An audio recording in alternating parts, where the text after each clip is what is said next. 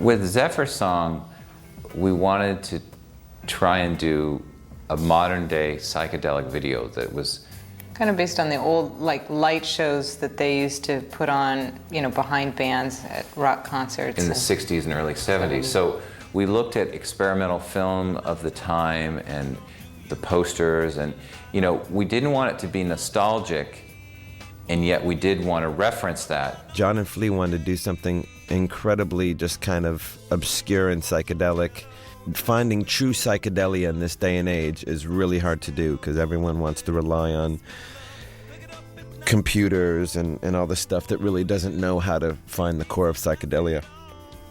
So I had my reservations, but there are some moments in this video where I think it's captured.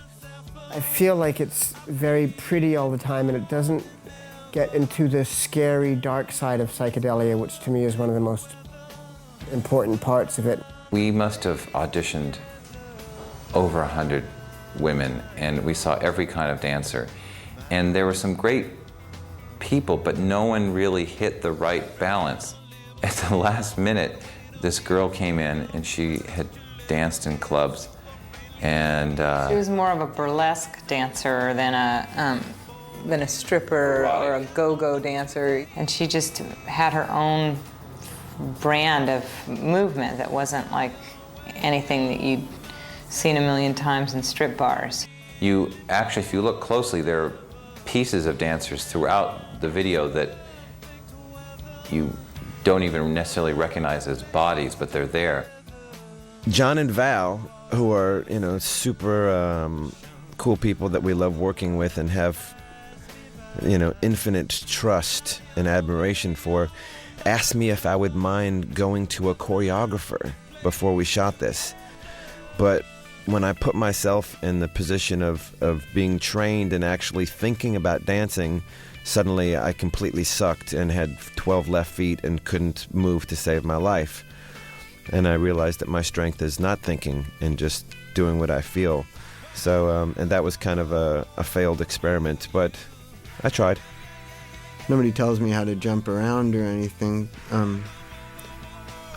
That would be pretty funny. We usually do much more than anybody would have expected us to do or asked us to do, I tend to go for the more modern day techniques, and Val likes to try and use the kind of old school techniques. And so we argued forever about whether we could create a kaleidoscope using a computer or whether we should do it actually using mirrors and a camera. And building a kaleidoscope and then rephotographing the footage in that kaleidoscope. We tried it both ways, and I have to admit it was just so much better doing it organically. I like these little repetition things. I think I actually like this video. I know some of the guys might not like it, but I think it's interesting, It's one I feel that never quite got to where we were hoping it would get. It's not a bad video, but I don't think it came to its utmost fruition of greatness. But it's not anybody's fault.